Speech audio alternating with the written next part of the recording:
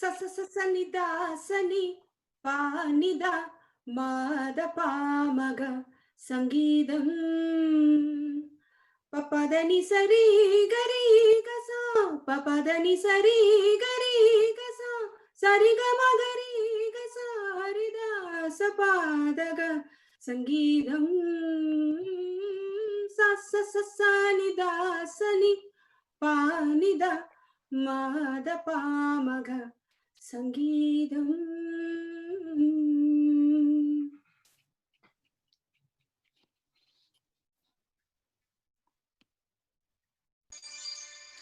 அதிசய ராகம் ஆனந்த ராகம் அழகிய ராகம் அபூர்வ ராகம்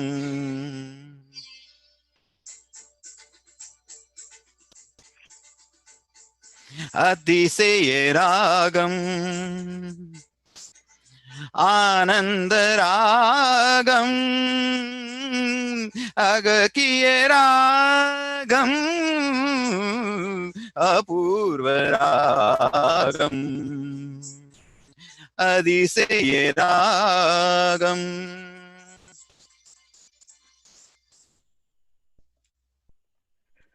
Good afternoon, everyone. I am Venkat Muthu. I am very delighted and happy to welcome you all to the PDXA1 Spotlight show. Personally, I want to thank everyone for your continuous support and encouragement to our show. Today, I am very happy to welcome our guests, Mrs.Smitha Chakravarthi and Mrs.Lavanya Madhavan to our show to share their musical experiences. I also want to thank Mr. Sandhi Bhide and Mrs. Hema Shankar for helping us with hosting the show. This is so going to be rocking, so enjoy the show. And Hema and Sandhi, floor is yours. Welcome everyone. Good afternoon. My name is Sandhi Bhide. Some of you know me from Suror Saptak. I'm so glad to be here as one of the hosts along with Hema here. I just wanted to introduce and give a few lines to you about Lavanya. Mrs. Lavanya Madhavan, she's a very well-known Carnatic vocalist who is currently pursuing advanced training under Kalamanni Srimati Vidya Subramaniam. She has performed extensively across India and United States and is graded artist of All India Radio. She has won several awards and is continuing her passion by continuing to learn and teach in the Portland community. I'm extremely happy to welcome Mrs. Lavanya. Thank you, Sandhi ji. Thank you, everyone. Hello, everyone. Welcome to this exciting episode of PDXA1 Realty Spotlight show. I'm Hema Shankar, and I've been living in the Portland area for over 20 years now. So I think most of you already know me quite well. I'm very happy and delighted to welcome our next guest for today's show, Mrs.Smitha Chakravarthi. Mrs.Smitha Chakravarthi is a prominent Carnatic vocalist, and she's the granddaughter of veteran musician Gana Kalanidhi, Dr. Vinjamuri Varadaraja Iyengar. She's currently pursuing her advanced training under Sri O.S. Tyagarajan. She has won several accolades and has performed extensively throughout India and in the US. And she's actually coaching over 60 musicians here in the Portland area, belonging to different age groups. So welcome, Smitha. Thank you so much, Hema. Appreciate it. Very humbled to be here. So the guest introduction that myself and Sandhi gave about these two personalities definitely does not justify all their accomplishments.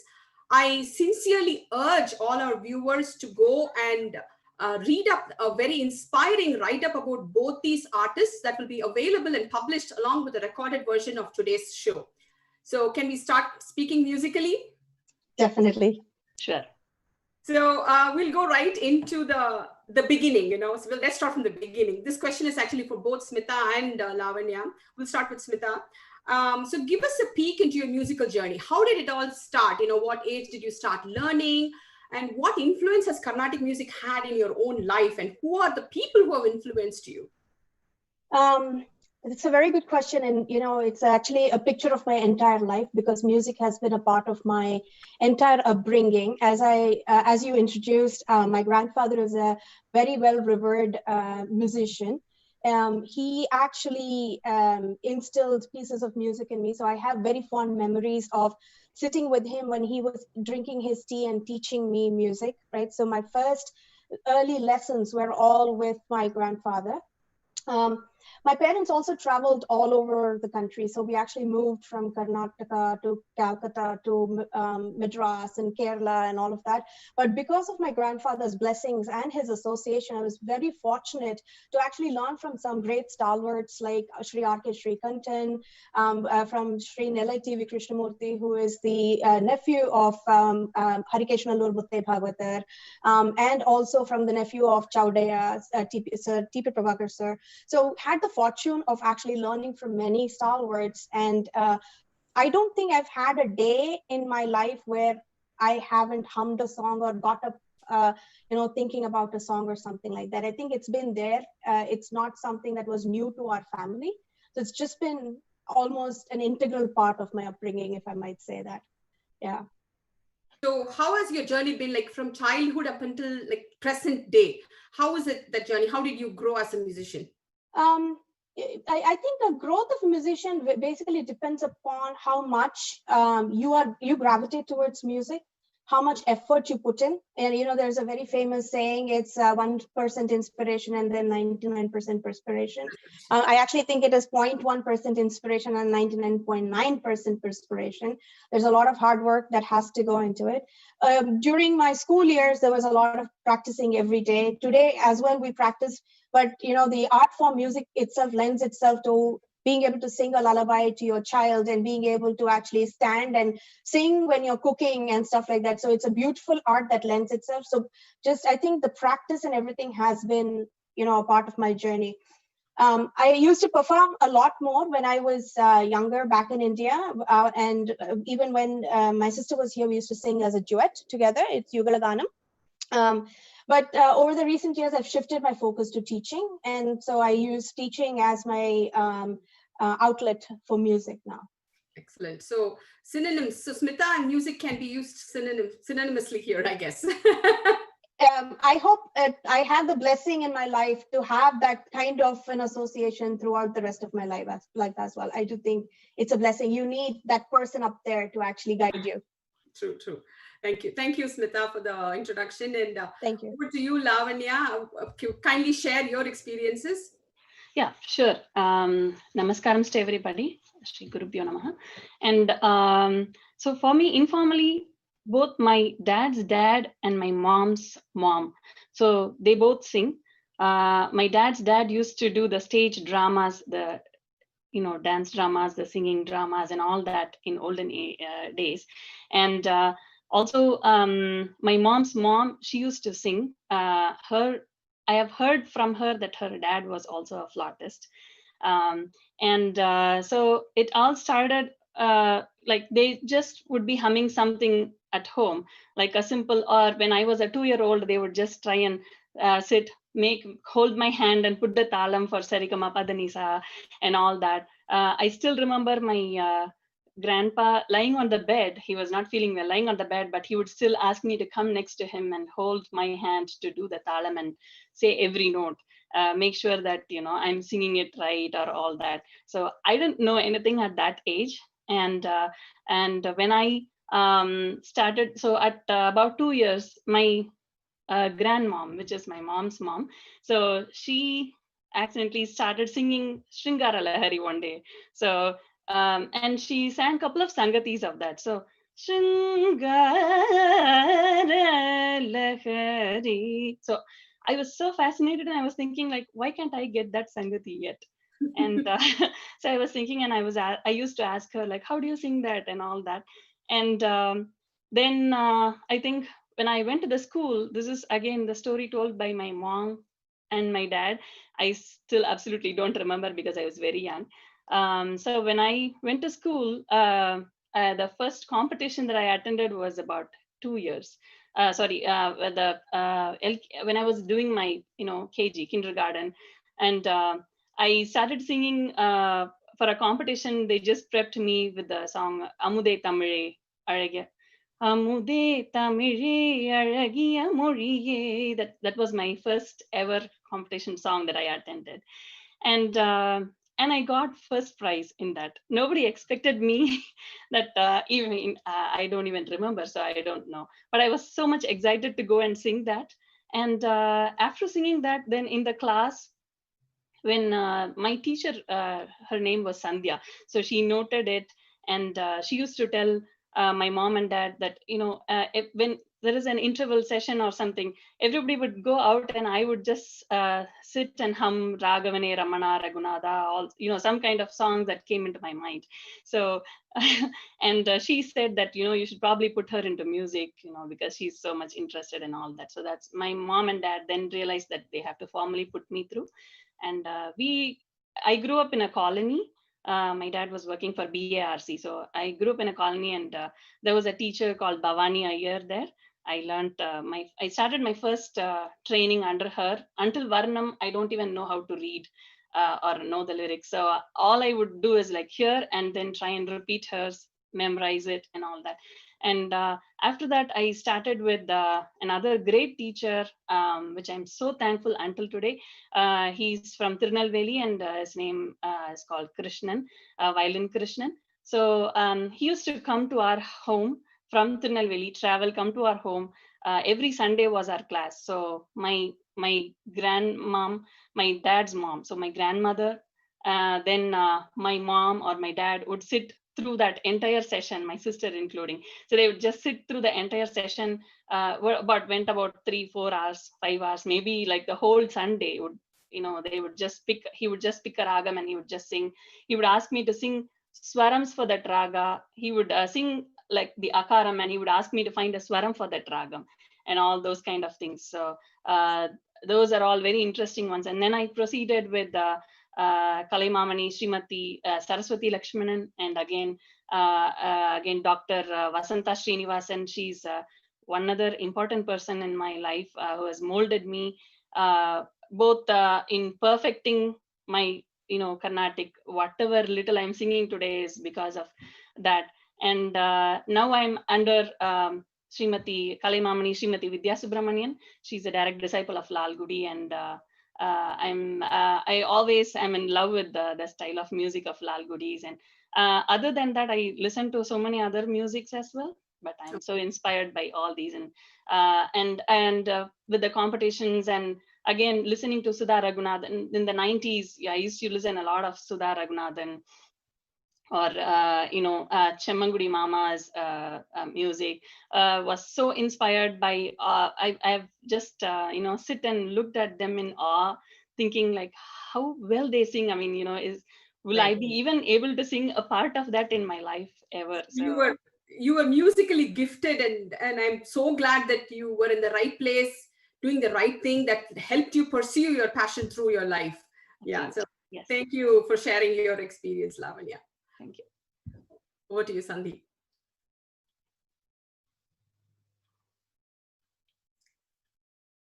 I think you're on mute, Sandhi. So thank you very much. I was just wondering, listening to these two gentle ladies, how their musical journey has gone. And I learned two things. One is you have to earn first prize when you are in KG if you want to start on a good journey, musical journey. And the second thing that I learned from Smitha is you have to have a grandfather who loves tea. So that's one of the reasons why I'm starting with tea. So I'm so glad to learn some key points from both of them. So on to the next. I have a question for Smitha. Smitha, at a very high level, I know Hindi music, Western music. I was just wondering if you can describe the difference between Western classical, Indian classical, and of course, both the Southern and Northern Indian music. Could you give us a little understanding as what's the difference, what are the similarities? That would help the audience tremendously. So, Sandhi, I have to start with a disclaimer. To say that I know Western music or Hindustani classical, and to that extent, even Carnatic music is actually taking it too far. I think music is an ocean, and we are just like a pebble in the ocean. Indeed. And I at least have had some training in classical music, but not much of training in Western classical music or in Hindustani. But there are certain differences that I have noted over the past years, just listening to the different styles of renditions and or, from the concerts or from reading. So I'll try to do justice. So let's see here how it goes. Right? Please. I'm going to start with the similarities first. I think when you look at Western classical music and Indian classical music, the frame of the music is pretty much the same. What we call swaras, in our Indian classical music are the notes that are there in the Western classical music.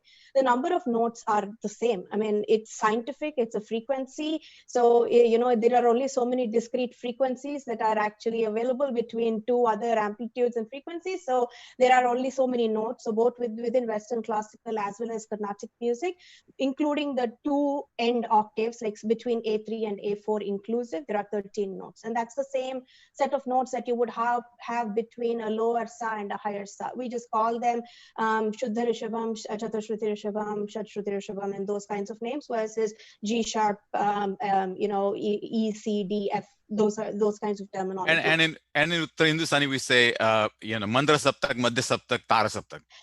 Those are octaves, right? So Okay. the Mandra Saptakas, the Sapta is the 7 notes. So Mandra Saptaka and Tara Saptakas are the two bookend octaves. Mandram is the lower and Taram is the higher octave.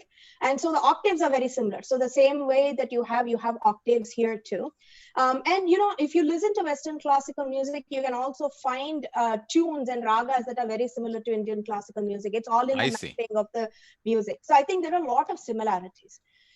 When coming to differences, right? So one of the key difference is that Indian classical music is basically what we call homophonic, which is one single music melody. So one person singing as the main.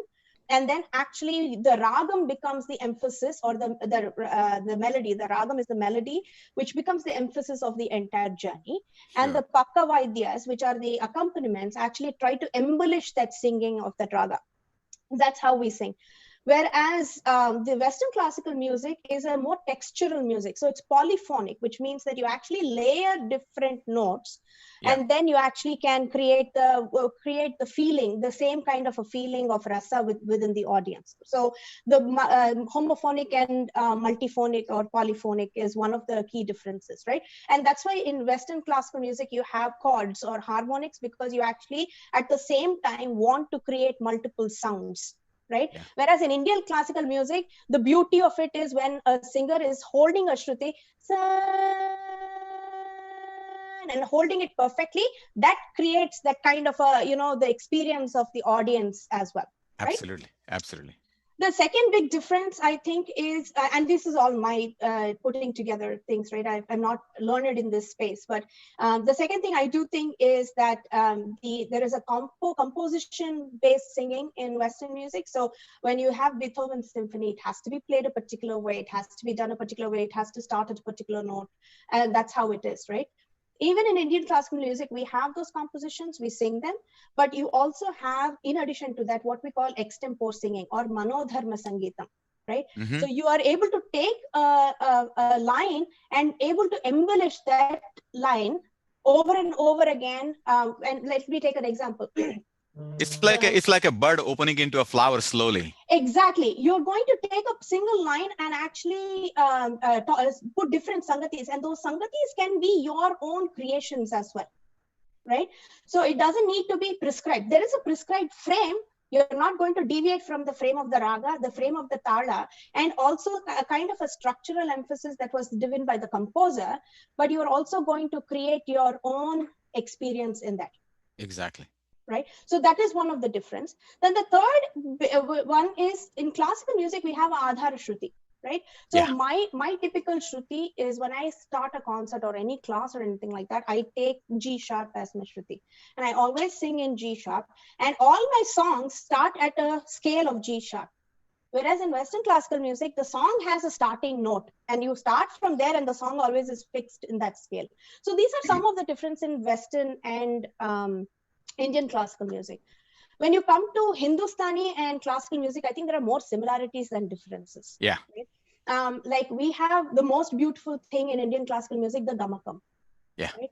That Gamakam is there. It's more Sufi and Persian influenced in Hindustani music, and it's Southern is slightly different. I wouldn't say it's influenced or not influenced by anything. I think our society always influences music. Exactly. Right. So I think that Precisely. is there. And then you have Melakarta Ragams in classical Indian, South Indian classical music, and you have thats in the North Indian classical music. You have things like thumris, bhajans, and ghazals, and all of those piece structures that are there in Hindustani. And you have things like kritis, varnams, tillanas, javalis. You have similar kind of structures in South Indian classical. I think that's why you see a lot more jugalbandis that happen with Hindustani and South Indian, because they are so similar yet different. Yeah. Yeah.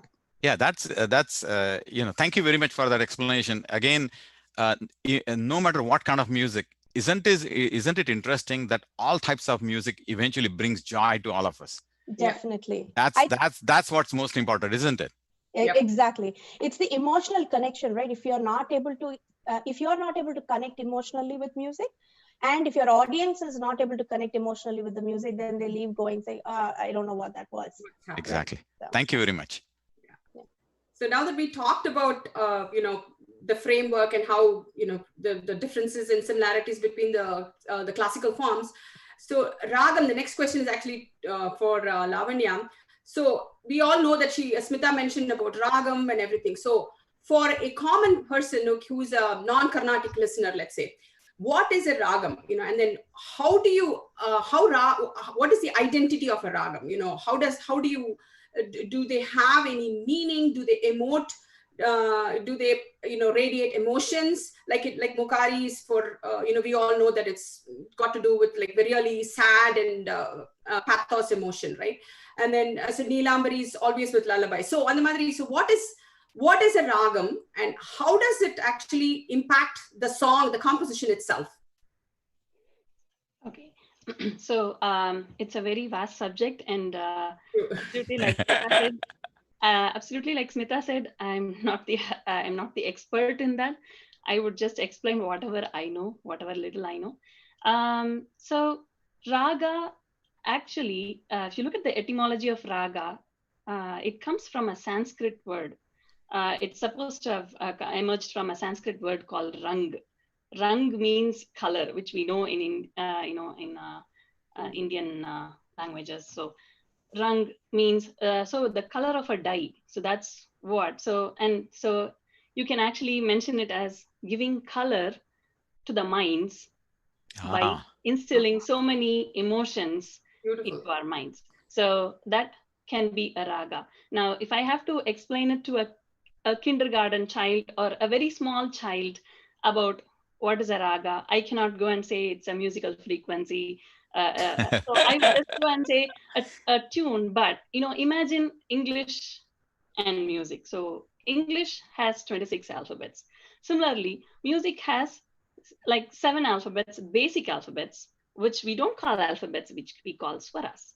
So now what do you do out of the 26 alphabets? You can just combine different variations and make a word or a sentence, depending upon whatever the topic is. If it is a cow or India, whatever the topic is, you can just explain based on that by putting those swaras, the words together. In Carnatic music, you put the swaras together. There are 7 musical notes, and also the divisions in them that has the 16 different variations of the musical notes. So you have, again, in music, an upward movement called arohana and a downward movement called avarohana. Now, what gives more life to the raga is the emotions that it brings. The emotions are emotions you get it through some of the swaras, like the king swaras or queen swaras. So you can call that in English terms as king and queen. In Carnatic terms, it's called as Vadi or Samvadi. Vadi is the king. The very important notes of a particular ragam that would give life to that ragam. Or then the next second important notes, which is called as Samvadi, which is again another set of notes. So there are, so again, you call it as Jiva Swaras. So these kind of specific notes or swaras that give beautification to that raga. And that actually is also important because it creates different moods to those different ragas. Like, for example, if I take a raga like Mohanam, Sariga pada sa sada pagari sa. So 5. Sariga pada sa ga pagari sariga pagari gari sada sariga.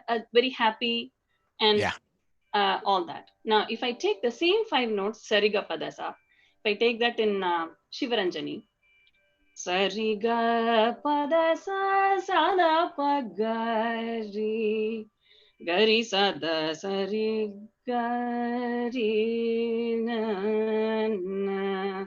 So it brings a completely different color of that, just the 5 notes, and there was only one note that was different, the Ga. So Mohanam used Antaragantaram, which we call in musical terms, or Gatri.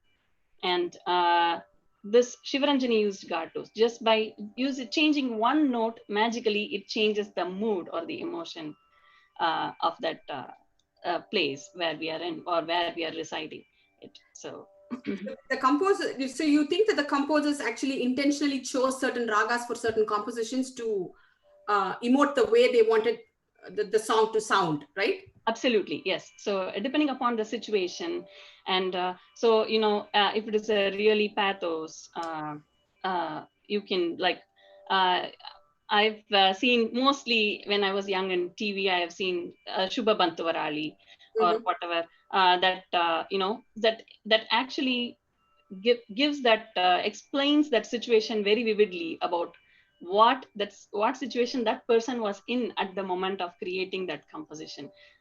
So that plays a very important role. Again, like if you take a raga, like for example, if you take Shanmuga Priya, so there have also been very brilliant composers, you know, including the cine field or the music field. In the music field, they've used the same kind of raga for even for a bhakti. They've used the same kind of raga for romantic song, you know, those kind of things. With the same raga, they were able to be. So like, Param Niyappa, Jnana Param Niyappa, Tamil Jnana Param Niyappa. So this is Shanmuga Priya. Very good. Then if you take the same Shanmuga Priya, a brilliant composition by Ilayaraja sir, Master Ilayaraja. Again, it's very difficult to sing. It sounds easier, but you have to have a lot of breath to control it. Namtana namtana talam varum puduragam varum palabhavam varum na. It just goes on and on. That's the same thing he has used in a movie called Salangai Oliye.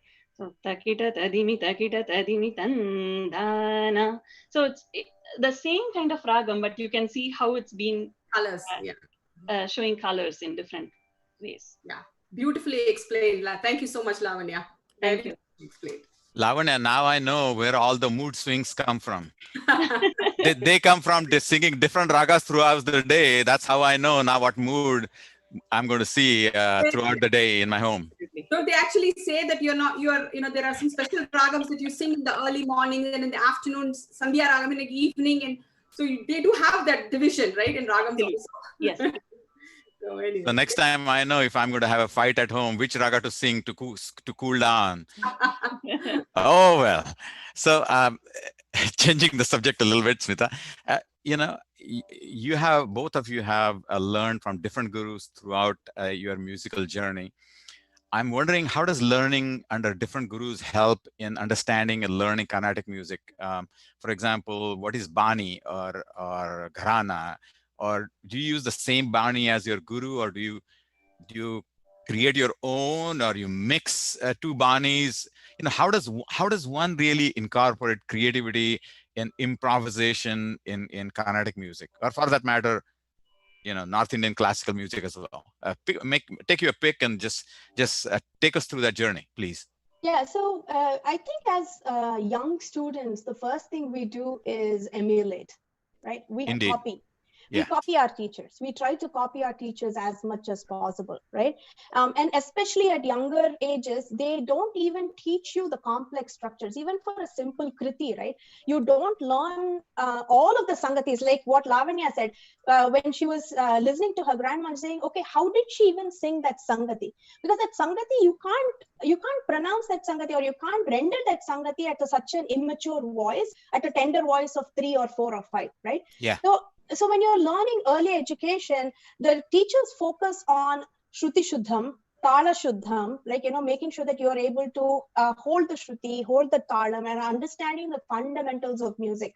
Like Lavanya said, which are talking about alphabets of the music. I usually take Lego blocks as my example for my children when I'm teaching, because I'm like, okay, you can have a 2-piece Lego, but the 2-piece Lego can be green in color, yellow in color, and blue in color. And if each of them is Re1, Re2, and Re3, if I use a blue in the color of the building, it looks different versus if I use green in the building, right? So that's how you have to connect to those things. And similarly, our teachers taught us the same. I remember my guru in Calcutta, Ranganath Bhagatar, used to give me poppins every time I sang the Sangati correctly. And for those who don't know, poppins is one of the candy that you used to get in a little color candy. I know. Pure sugar. I wish I had those kinds of teachers. And so he used to give me a poppins. A simple Sangati like, Sujana Jeevana Rama Suguna Bhushana Rama. That would be the Sangati that I was taught when I was 4 or 5 years old. Then when going the Anupallavi of that was Sujana Jeevana Rama Suguna Bhushana. That was the Sangati I learned.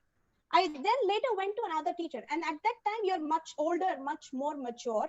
And the other teacher comes with, as I mentioned, music is an ocean, right? So you take pieces from everybody, you emulate pieces from everybody, and then you start doing something that you create as your own. So then you sing, Sujana Jeevana Rama Suguna Bhushana.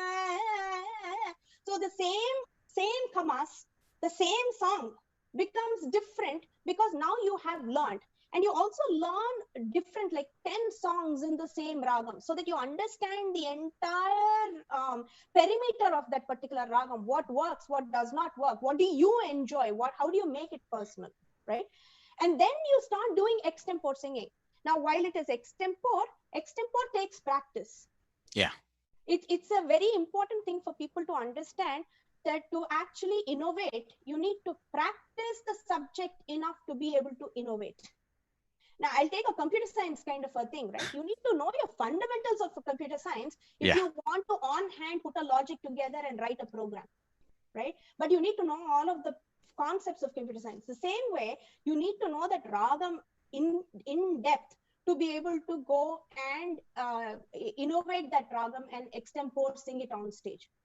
And that happens by learning, like in Kamas itself, you would say Brocheva, or you actually would sing Sujana Jeevana or another song. You would learn all of these songs and try to put them together and practice the innovation and then render it, right? But there is a strain, the backbone structure. That is what is called Bani.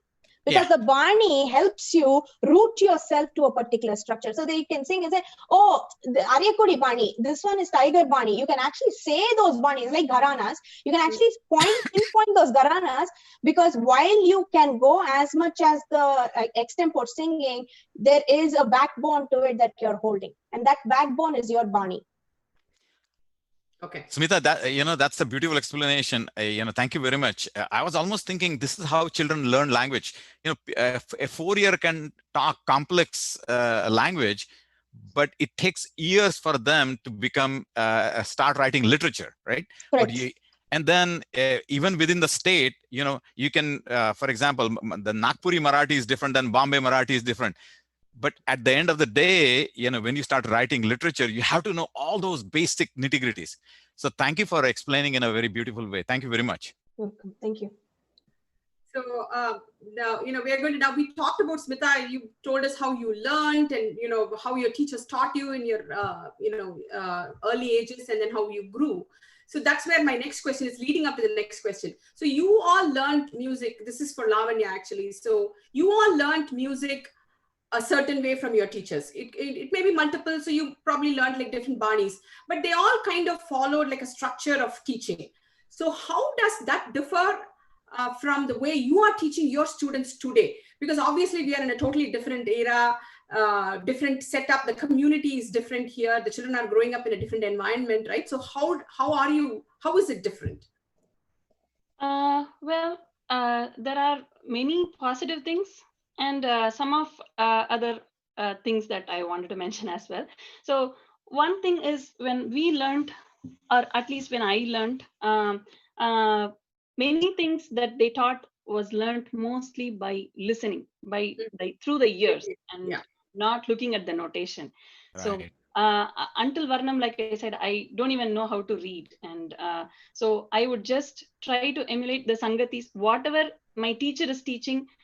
When I'm on my way back to my house, when I was going far off to learn with my teacher, Dr. Vasanta Srinivasan. So during those times, or if the teacher comes home, I would just try and listen to them. And then I will just, regurgitate and then try and put it up again and again and again into my mind, try and see what kind of Sangati, how did he sing it? Did he sing it bright? Did he sing it softer? Those kind of things. We used to think a lot about those, and then come in the next class. And even if I make a single mistake, my teacher, she would say, I still remember learning Kalyani Varnam. So I will just start, just the first line. If I start, she'll say, no, this is not the right one. So she will just say, go, no, you have not come prepared, go learn it. So I still remember learning a Varnam, just the Varnam. Varna, she said, no. So each and every Sangati should be embellished and all those kind of things. And no, you should not sing this one brighter, you should sing this one softer. Those kind of things. So like I remember learning that for about 3 months, just one Varnam. Those kind of things, it does not happen here. Right now, here, again, it is not the fault of the children, I would say. Again, because the situation that they are growing up in. So, and the language barriers, of course. So that is a huge thing. So we have to try and explain to them what it is, how it needs to be pronounced. And again, the language. So I always tell the children that I teach here, I always say, don't sing like English. Every language is different. So you need to give the respect to the composer. You need to give the respect, to that song, the meaning of that song. All those would change, even if you change some things. So again, the patience level, again, the other thing. So probably if I go on and on and on and on doing the same thing for 10 weeks, again, this generation, so they would be like, why am I just still learning the same line? And I mean, it's the curious minds again. So the children go and ask, okay, can I learn something different?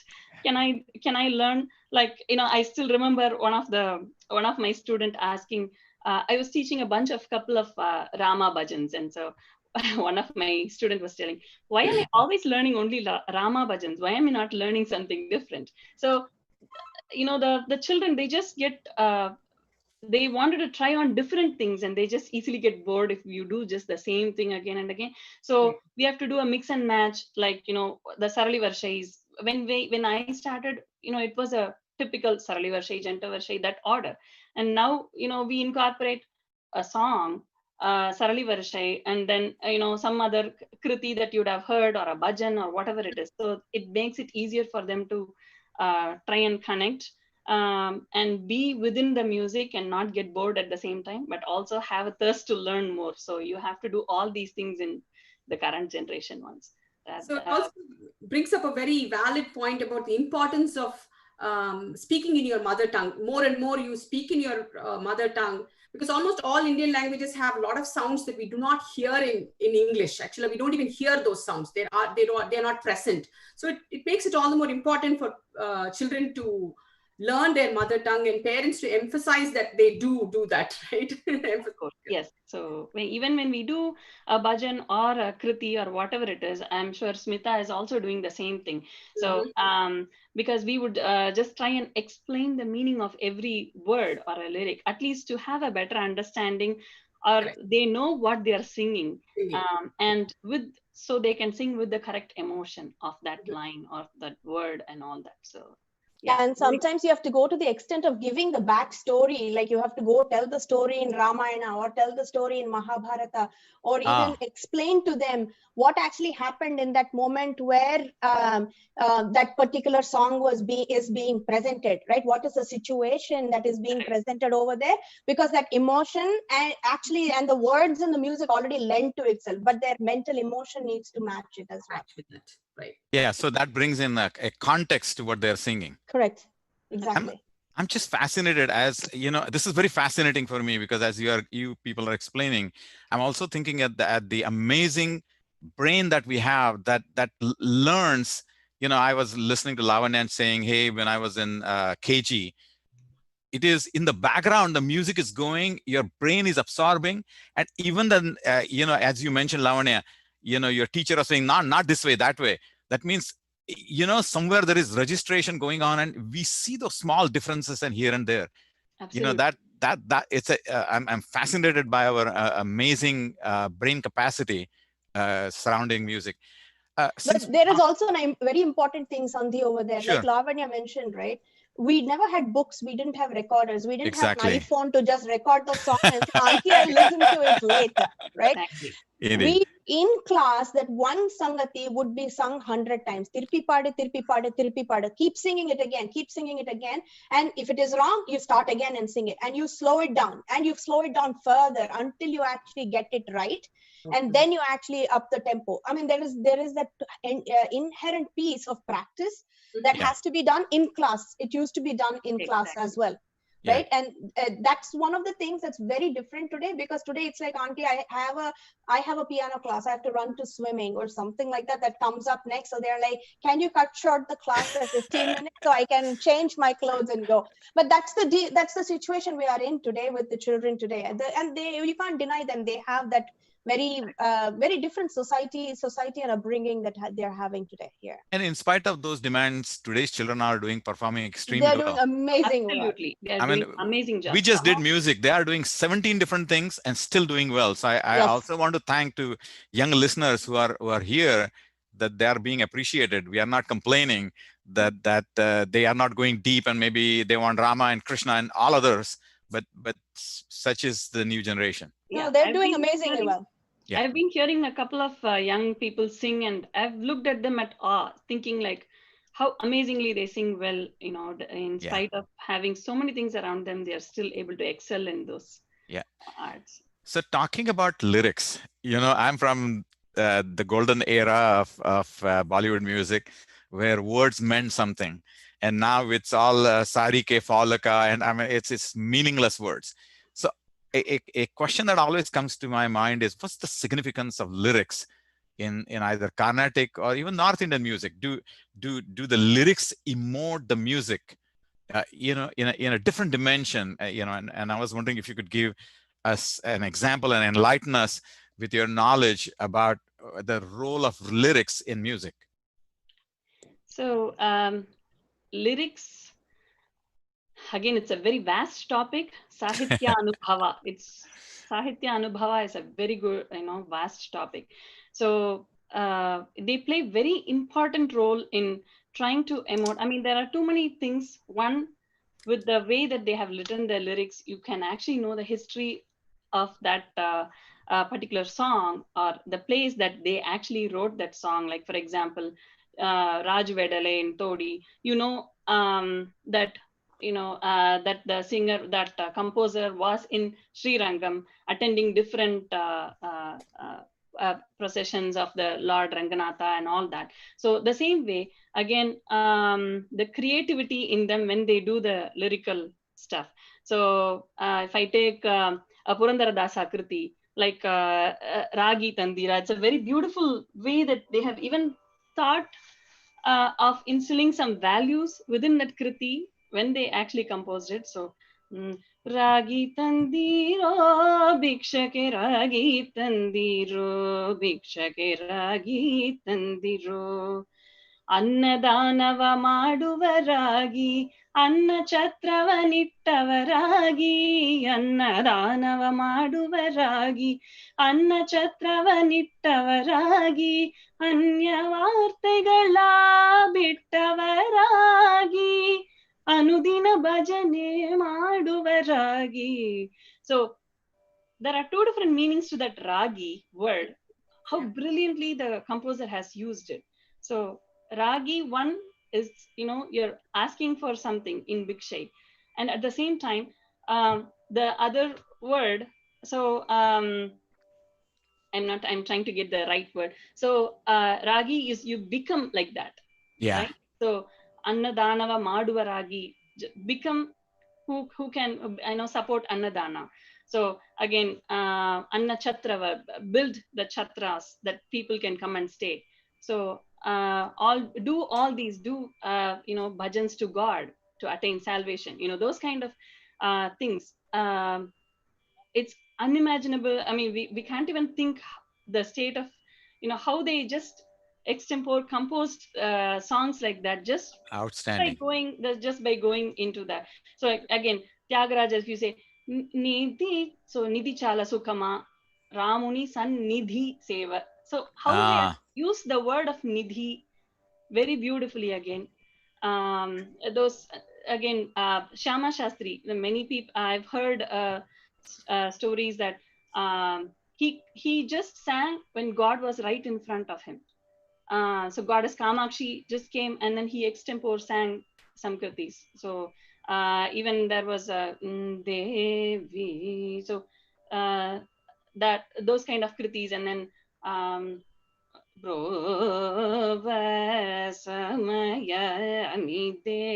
so those kind of kritis. I mean, if God appears in front of me, I don't even know what to do. But he was able to compose such, and if you take Muthuswami Dikshita's kritis again, Srinadadi Guru Guho, so Sari Gama Padanisa, that was his first ever kriti composed. The Muthuswami Dikshita composed it, and we can imagine that. I'm like, I've looked at it in awe, like how can even the first kriti like that, and it just comes through your mouth like that with such lyrical beauty and all that. I mean, you can just talk on and on, but we have limited time and I'm going to stop with that. But it's a vast subject to discuss. I mean, brilliant lyricists, right? I mean, they must not be thinking. It just comes to them like a bolt from the blue, right? It just comes from their mind onto their pen, and they just start writing, right? It's a flow that just happens. It's amazing. And not only words, but they are also coming at the right meter, right place. Exactly. And it happens automatically. I'm just absolutely fascinated. Fascinated. Yeah, and actually, when you go back, you can see how forward thinking they were in some of these kritis, right? They are far more open-minded. They are far more accepting to different things. Annamacharya Kirtana, which he wrote, Enta matramuna evaru talachina anta matrame neevu. Enta matramuna evaru talachina anta matrame neevu. You are that anybody perceives you to be. You may be Mahavishnu to Vaishnavas, you may be Shiva to Shaivaites, you may be Shakti to Shakteyas, and you may be nothing to atheists. That was what he wrote in 16th century. Simply beautiful. Out of the world. Amazing. So there's a lot of contextual reference you actually get with these things. There's so much learning to do. from them. Absolutely. Yeah. Talking about so much the lyrical beauty, right? I mean, each of these compositions, I want to bring a different aspect of this music. I mean, the lyrics are there, the singer emotes it, the song is as good as its singer, right? But also, what is the part of the accompanying instruments? Pakavadyam, that's what, so how do they, how does it impact the delivery of the singer, or does it accentuate the mood? How are certain instruments preferred over others? So yeah, go ahead. So I think Pakavadyams, I think the first and primary most Pakavadyam, the minimalist Pakavadyam that anybody needs is a Shruti box, right? That is one thing, because if you remember, we said in Carnatic music or Hindustani classical or South Indian classical, if you sing to the Shruti perfectly, it is extremely sonorous and it is extremely nice, right? So that is number one. That's the first Pakavadyam. Tambura actually preceded the Shruti box, I guess. Exactly. Yeah. When I say Shruti box, it means Shruti, like, putting a tambura, a drone that actually is constantly reminding you what is your Adhara Shruti. It also is a primary indication of Omkara, and actually keeps saying Omkara in the background. That is also the reason why you actually have that Shruti in your background, right? So that is one. The next thing comes is the Laya. Right, which is tempo. So you have to keep the right tempo for every song. Now you can't go and sing a song. Let me take.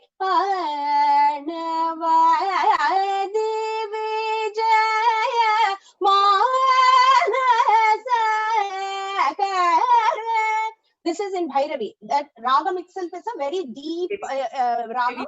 It's Bhairavi in classical, not Bhairavi in Hindustani. Bhairavi in Hindustani is a different Raga. Yeah. So, but if I sing the same, it doesn't sound good. The effect and the beauty of that song is completely lost. Change. So the tempo, keeping the tempo and the meter is extremely important. And so the job of the Pakavadyam, which is your first accompaniments. Pakavadyams are first accompaniments, and then you have Upapakavadyam, accompaniment for the accompaniments. Right? Yeah. So you have both. So the first Pakavadyams are typically Mridangam is the first minimum required that they say, or a person who can put Talam in front of you. Even if you don't have a Mridangam player, you need to have a person who's keeping the meter and the Talam, right? Our original accompanying for South Indian classical music was actually a veena. Most of the concerts were actually veena. It is only much later when the British came to India that we actually picked up violin as an instrument, and the lack of frets on a violin, the fretless movement of a violin, lent itself to the gamakams that we actually have. Beautiful. Yeah. And so it was Muthuswami Dikshita's brother who was one of the first forayers into taking the violin, which is a Western instrument, and tune it towards Indian classical music. And now it's like, without violin, you don't even have a Carnatic concert. In Hindustani, it is usually a harmonium that actually accompanies, or a sitar. Those are the things like sarod, sitar. Again, those are the Pakavadyams. But now the trend is changing, that they are no longer Pakavadyams. They're actually becoming a concert ensemble. So there is equal parts to the concert. Before, it used to be the main person who's singing is the main person. Everybody else followed them, right? But now it's more of an ensemble. That ensemble technique is coming up, and it's very beautiful, because I think there is as much to for a vocal to embellish music. Right. And I tell you one story. To actually one of my grandfather's concerts, Chowdeya sir was supposed to come and play violin, but his train was running late. So Flute Mali was apparently in the concert, and he said, Vinjumuri na Vashikituma, can I play flute for you? And he actually played flute as a Pakavadyam. It's unheard of, uncommon, but still very probable. There is nothing that says that we can't do it. So ultimately, you need to have a Pakavadyam troupe that gels with you, is at the same energy level, and actually can perform at your level or even better. That way you are pushed to perform your best in the concert. Right. And it does accentuate the entire, it actually elevates it to the next level, in my opinion. Next level, exactly. Nowadays, it's very interesting to see the younger generations trying jugalbantis, and with various different instruments, fusion music, in mixing Carnatic and the light music, and trying different things with different instruments. They are not shying away from doing that. So they wanted to bring that kind of experience also and see how it sounds and all that. So that is Fusion all. music and all that. Yeah, it is pretty interesting. Yeah, that gets to next level of creativity, right? So yeah, it does. Smitha, I think one of the things that I was thinking, maybe our audience, they may know, may not know, but as you were mentioning harmonium, it took a long time for All India Radio to allow harmonium on All India Radio. There was almost a religious fight, you may want to call. There was a group who wanted it. Other people thought it didn't have the, the one third. finesse. Yeah, the one third shrutis, right? Like you can get those into sitar. And ultimately, harmonium won for good or bad, but now it has become part of our day-to-day music. Yeah, exactly. Exactly. So, changing the subject a little bit to more closer to our home, most of your students, unlike us, now are born here. They're brought up here in the United States. They don't know our original mother tongue, whether it's Tamil or Kannada or Marathi or what have you. You must be facing a lot of challenges. Especially, I remember when my daughter went and I was doing Bharatanatyam, we had to explain every word of it because it's not something that is spoken at home. So I know the challenges, but in music, what kind of challenges you face when you're teaching, and how do you work around those? Any of you can take this question. Again, the languages, when it is a challenge even for us, when we are very good at our own mother tongue than the other ones, but we also make sure or take the steps to try and learn those languages, at least for that song, how to pronounce that song correctly. So if I have to, work on a Malayalam song or a Kannada song or a Sanskrit, as a matter of fact, there are many Carnatic songs are in the language Sanskrit. So the pronunciations, because the shabdams or the pronunciations, what makes it special. Many of Muthuswami Dikshitar's, Navagraha Kritis or all those, they have a lot of Sanskrit shabdas. So you have to pronounce those shabdas, and each of those shabdas have an effect. Effect to your body, effect to your mind, effect to the people who are listening, all that.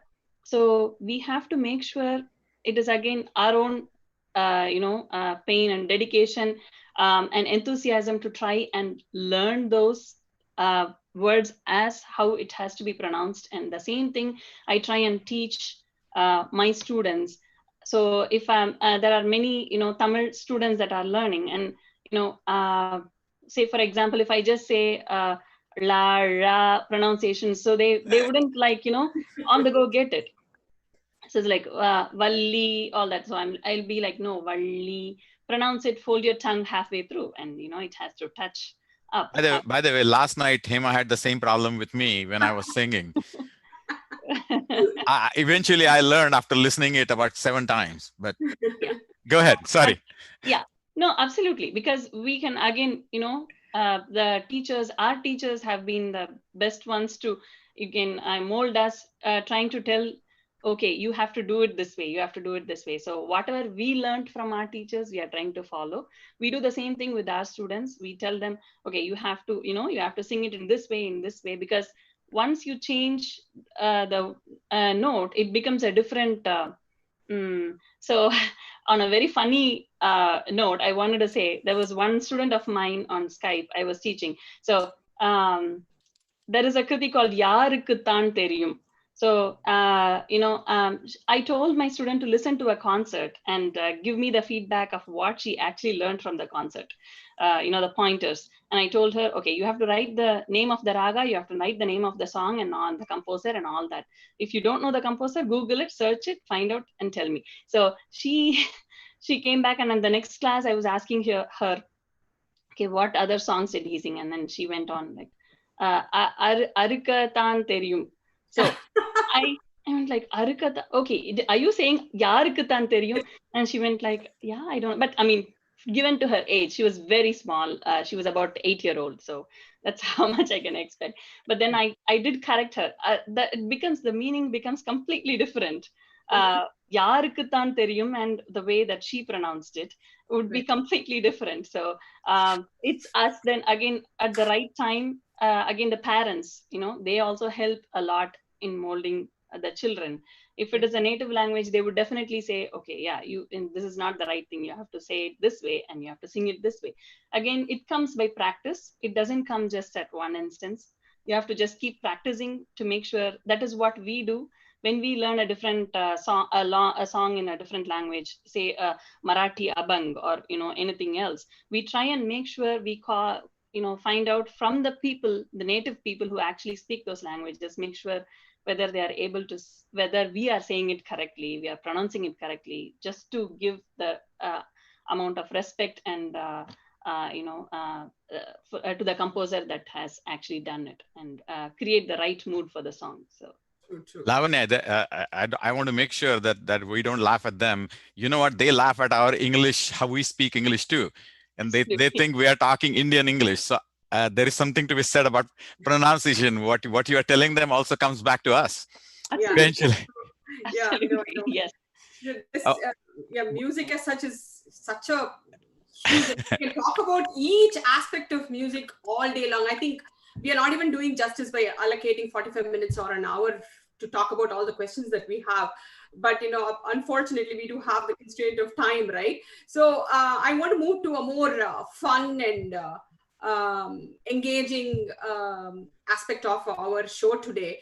I want to ask each one of you what your favorite raga is. Just pick one raga and then maybe sing a classical song. And I want you to compare and contrast with maybe a film song to see how the same song has been applied. How is it used in movies?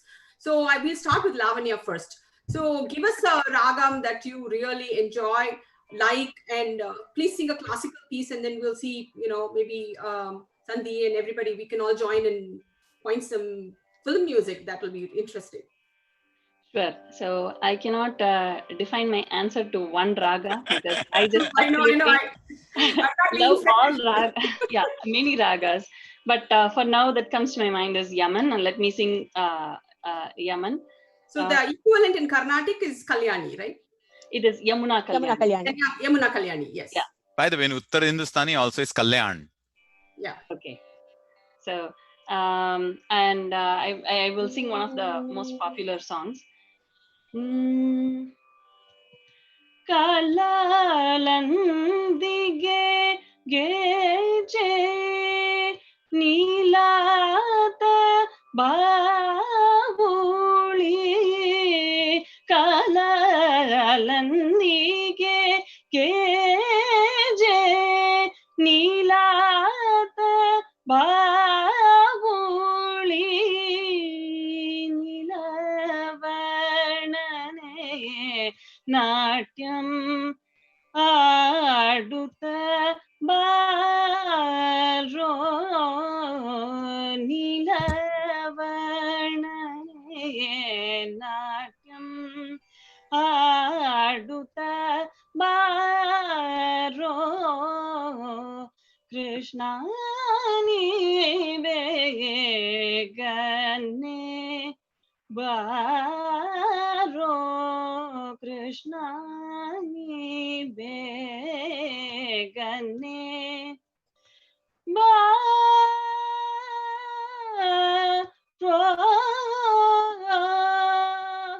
Krishna ni begane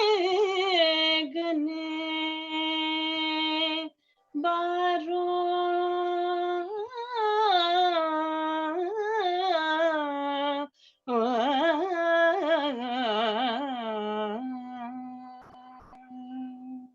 Lavanya, such a beautiful voice. Your voice is so mulayam, like talcum powder, so smooth. I'm loving it. Thank you. It's all again the blessings of God, gurus, my parents, everybody. So whatever I sing I'm owing it to them. So. Yeah. You want to hear a Marathi song that it's in Rag Yaman, you might enjoy as well? Yes, Sandhi, please. प्रभाते सूरनभिरंगति दश दिशा भूपाळी म्हणती प्रभाते.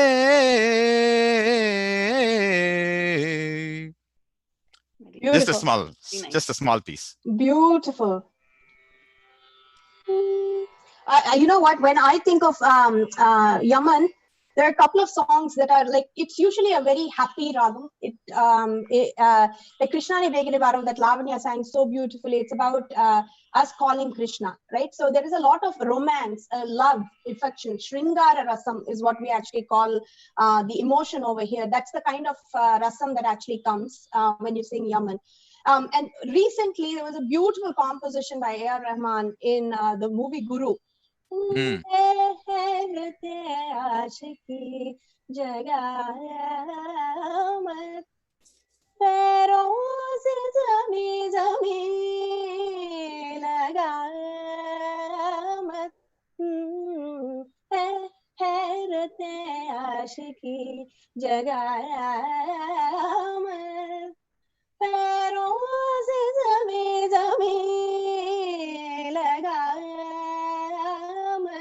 Very beautiful composition. Beautiful. Sing beautifully. Extremely. Oh, thank you, Lavanya. Extremely. One of my favorites. Actually, I mean, in film songs, I think I gravitate towards the ones that have a classical base in them. Because you attach to them because they're like, oh, I can actually sing that well. Like, it's not like another song that I would completely take and make classical, right? My classmates in school used to complain saying, don't sing film songs because you sing them like classical music. Yeah, I know. But one of the very unique compositions that I actually feel in Yaman, this is one of my oldest favorite songs, and I have a tape of this. It's Mukesh Ji has sung it. Aasu bhari hai ye jeevan ki raahe, koi unse keh de hame bhool jaye. It's on the other spectrum of love. You're telling your lover, just forget me. Go tell her that, ask her to completely forget me because this life is not worth living with her. It's a very different and complex emotion in the same ragam, extremely beautifully composed. Yeah. Smita, I can feel the feelings. Yeah. Oh. What can I say? No, Badia, beautiful. Thank you. When we talk about Shringara Rasam, there is also a very beautiful, we're talking about romance, right? So there is a really beautiful composition by Ilayaraja. வெள்ளை புறா ஒன்று ஏங்குது கையில் வராமலே, நமது கதை புது கவிதை இலக்கணங்கள் இதற்கு இல்லை, நான் உந்தன் பூமாலையோ, வெள்ளை புறா ஒன்று ஏங்குது கையில் வராமலே. It's an all-time favorite. Beautiful composition. Yeah, I know. Yeah. So, Smitha, like, what is your favorite ragam? We asked. I know you can't tell one ragam. I'm not being really fair, but we have to do it, right? So, one ragam. Actually, I think there's a couple of other ragams that are very popular in both classical music film songs as well as in Hindi film songs, right? So let me.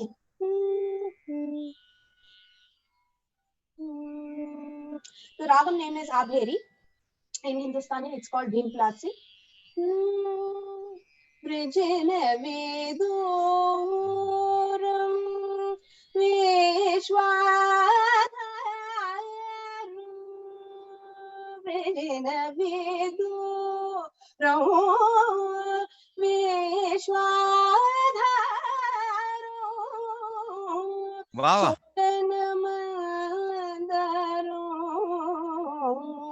Sundara karu bhajale re manasa Shri Raghuviro. So you're playing, it's saying He is Vishwadharam. The entire universe is dependent on him. And he is none other than the most beautiful Raghuviram, which is Lord Rama. And so that's the song. It's immense amount of bhakti. And it's a song, I think there's another song, very famous song. Can't you see, can't you look at me and actually take your karuna? Oh, Lord bless me. So that song is written in the context of Tyagaraja, who lost his Rama Vigraham. He loses his Rama idol.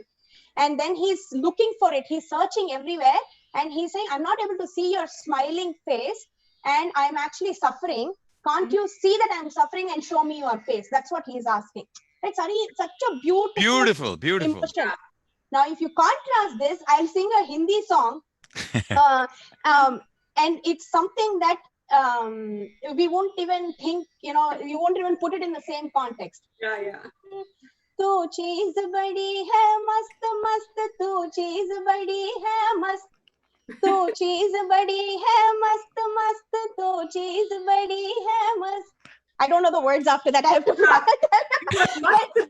It was must, Smitha. Same ragam, such different emotions that it actually evokes. Yeah, when you talk about different contrasting, again, another song that comes to my mind is तन्हा तन्हा यहाँ पे जीना ये कोई बात है. Excellent song. ही नहीं तेरा यहाँ तो ये कोई बात है.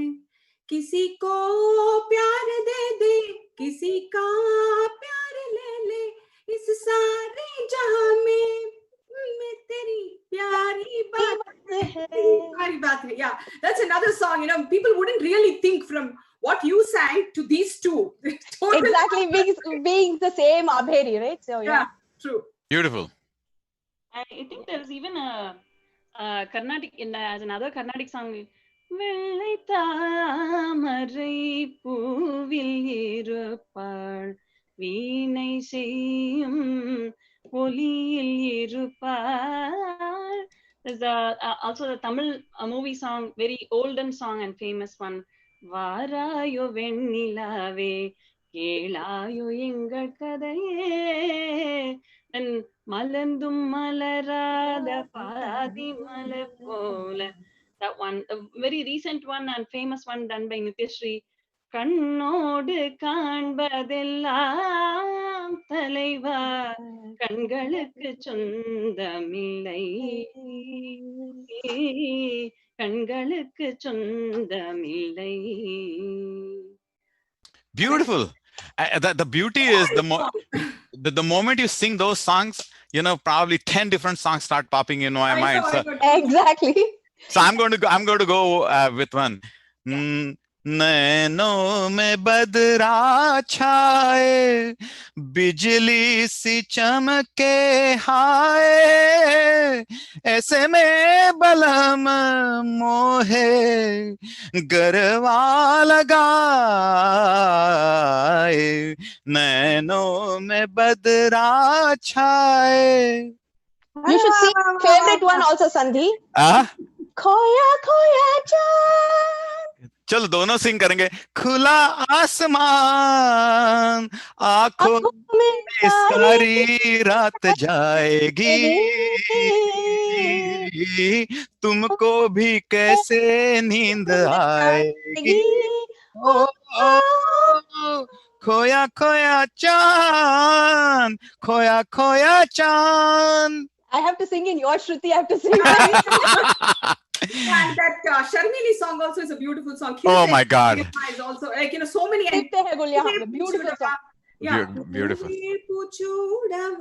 That's also very nice song. Yeah. Very nice song. Yeah, like he said, so many songs keep coming, right? Yeah, exactly. There's just very little time to explore each and every raga. I wish we had all the time to do that. So I think we should probably move on to now some, the questions are just lining up from our audience. So should we just move on to some of the Q&A session right now, the questions right now? But I just, before we end up, I just want to, give a vote of thanks to our most beautiful, beautiful singing friends of mine, both of them. I have heard them, many, many times before, and it is absolutely sheer pleasure Thank to you. to have both of you and to be able to have such a wonderful dialogue. I wish we had 2, 3, 4, 5, 6 hours. We can do this forever. I know. The music is such a deep subject. I think before we close down and start taking questions and answer, 2 or 3 things that pop up my mind. Some might be learning Bengali, some might be learning Carnatic, some might be. At the end of the day, if our children can just learn music, I don't care whether it's English, Western, pop, jazz. Bring music in your life. The second thing I would like to say at the end is, not everybody has a voice, but if our children can start learning and appreciating music, just develop an ear so that they know how to enjoy and appreciate music, whether they can sing or not. And at the end of the day, there are probably more than 10,000 languages around this planet. The one single language that reigns over this entire planet is the language of love. That's coming from heart, and that's music. Definitely. I think if those are the three things that just excite me. So I think I would pass on the baton to Hema. I just wanted to, before I leave, I want to thank Venkat. I want to thank Hema, my co-host here, and I want to, from the bottom of my heart, I want to thank Lavanya and Smitha. Good friends, good singers. Thank you very much. Thank you so much. Thank you.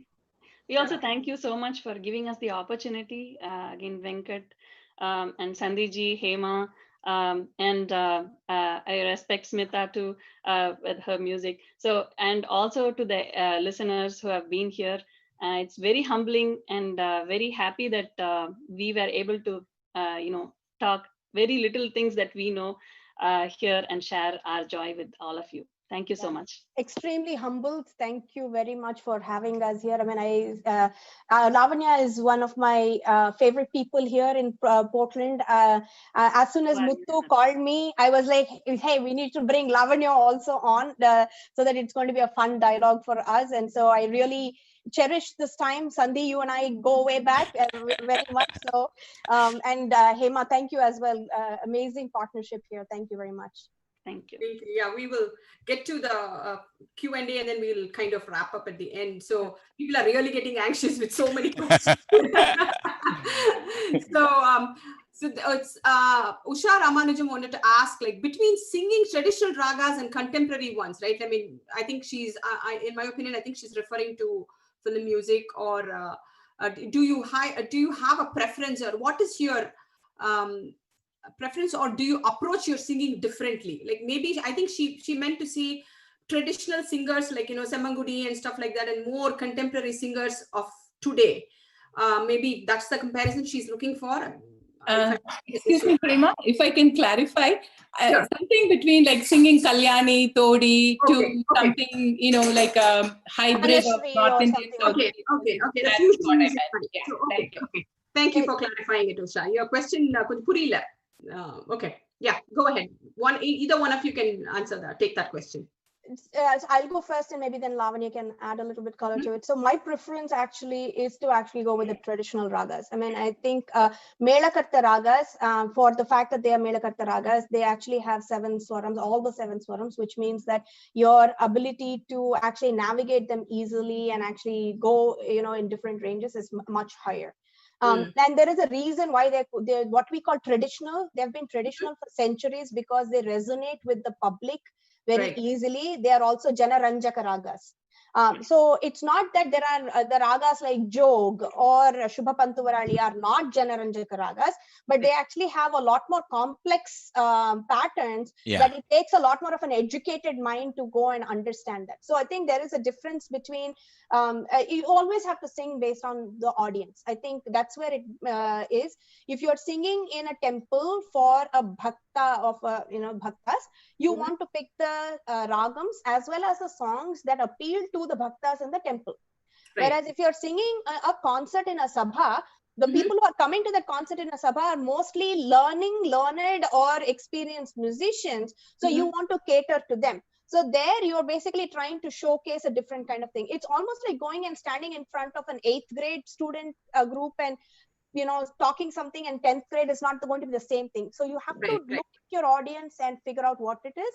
And so these Janaranjaka or traditional ragas tend to actually lend themselves a lot more towards the audience actually. So if that's the goal, then you're going to use those ragas. Right. So whatever may be the raga, I wanted to add to Smitha's well-explained, Smitha. So whatever I wanted to add with Smitha's is, on that particular time, we respect the audience who are actually present, and we go by, the mood of that particular place or the audience and choose. So traditionally, if you sing a very traditional raga at the beginning, you would go for some lighter ragas at the end.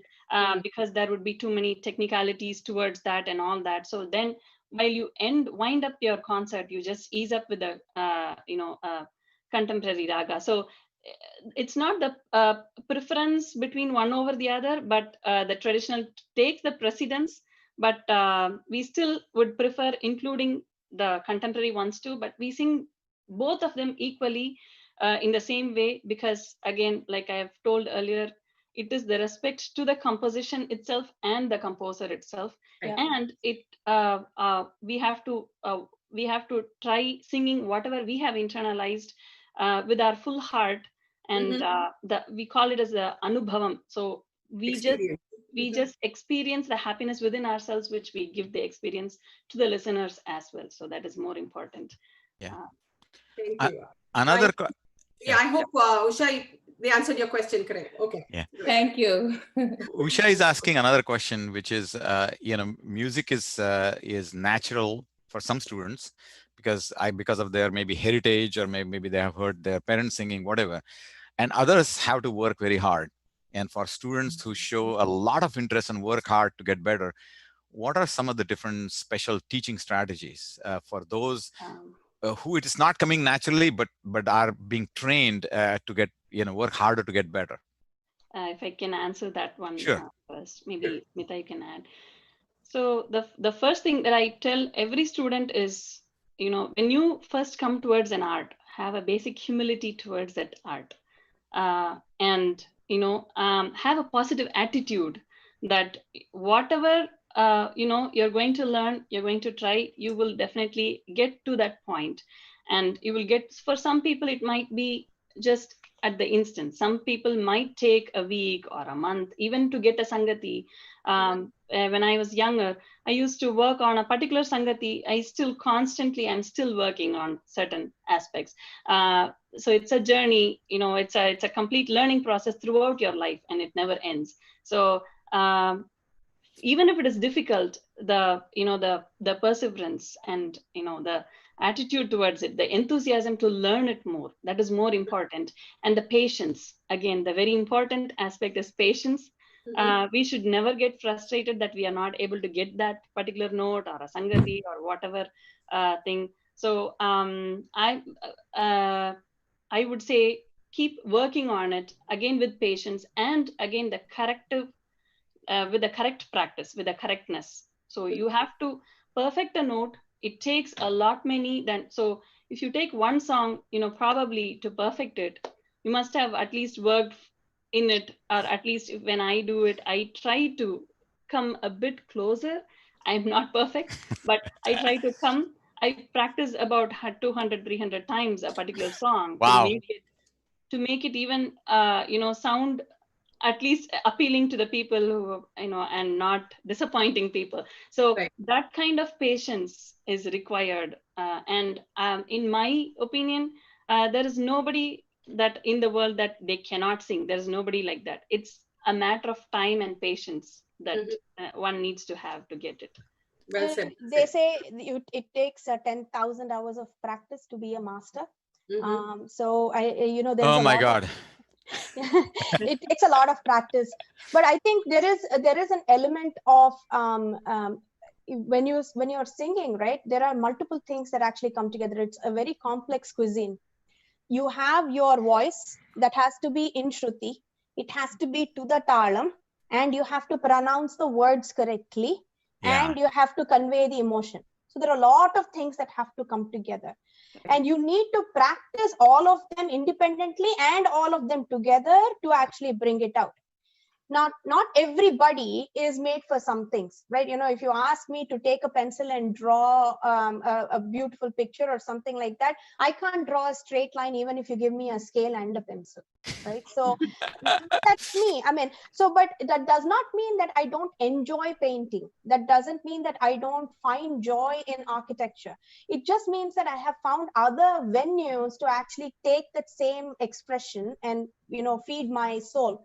So one of the biggest things I'll tell the students is, if you feel that you're not getting it, find another avenue. Like maybe your voice does not lend to it, but you can learn keyboard or the violin, where you actually can practice the exact fingering, and that will still lend to your learning experience.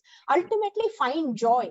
If you do it for joy, you will be happy. If you do it for prizes or competitions or a resume, you are not going to be happy at all, because nothing will lead up to that perfection. Do it for the sake of joy. It's not the end result, it's the journey. It's a journey. It's a journey. Somehow I feel like an asymptote, you can go up to infinity, you still can't touch the top. Exactly. It's impossible. People can say that I have climbed the mountain of music. It's every art form, you have to really work, and there is no end point or culmination point for any art form, right? It's a journey that continues. Yeah, we have more questions, but I think we are really hard pressed for time. Unfortunately, I would love to ask more questions, and I know some of our audiences might be a little disappointed that their questions are not answered. But we have actually overrun our time limit quite a bit. So Hema, if you can send the questions, we probably can take an attempt at answering them, okay. and then send them back. Yeah, offline you can do that. Excellent. I will have Priya or someone do that. And before I just hand it off to Venkat, I just want to thank Lavanya and Smitha for coming to this show and actually making it very fun and informative. And I also want to personally thank Venkatesan Muthu of PDXA1 Realty for giving me this opportunity to co-host this show. And he's actually the creator of this show. So I just want to say thank you very much to everyone, and over to you, Venkat. By the way, I just want to say one more word. I want to echo what Hema said. You both of you are not only beautiful, but you are also beautiful human beings. Oh, very kind. It's a blessing of our parents, our teachers, and everybody that continues to shine on us. We can't do it anything without the support of the community or the support of our family, our parents, and our gurus. We can't even move forward. Yeah. Thank you for being good, beautiful human beings as well. After you, Venkat. Yeah, what a wonderful show today. I really enjoyed, and I hope everyone enjoyed the show. So thank you, Smitha, and thank you, Lavanya, for the enlightening talk, and very beautiful. And thank you, Sandhi, and thank you, Hema, for being an active and enthusiastic host. I really enjoyed your questions and your singing. Awesome. And thank you for our viewers and supporters for continued support and engagement. And thank you for our creative team. Without team, we are not supposed to do this kind of a show every week. So they are really working hard behind the scene. Thank you so much for our creative team. And yeah, definitely we are working hard. Our ultimate goal is to bring in very nice and engaging and very nice show, and engaging and entertaining show. And people are spending here 1 to 1.5 hours. I don't want them boring the hours. So we want to give some informative and also a very good entertaining show. So yeah, we are taking the big responsibility to our shoulder to run this show. So we are working hard every week over week. So basically what we discussed is, we want to run this show instead of weekly. We want to move this show to bi-weekly. So we will get more time to come up with a quality content. And not only we are working, our team is working, and also who are coming as a guest, they are also working hard for a week. They are working hard and practicing and coming here and talking and giving more information to all of us. I really thank everyone. So we want to make this show from weekly to bi-weekly show from next week onwards. Our next show is going to be the August 22. So thank you so much for everyone, and thank you so much for our guests and host and our team and everyone. Thank you all. Venkat, thank you for the opportunity. Thank you. Appreciate it. Oh, it's my pleasure. Thank you, Thank you Venkat. so much. Yeah, We bye. really appreciate Sure. it. Thank you, Thank you Sandhi. all. Thank you, Hema. Thank you. Have a Bye. great Take evening. care. Take Bye. care, everyone.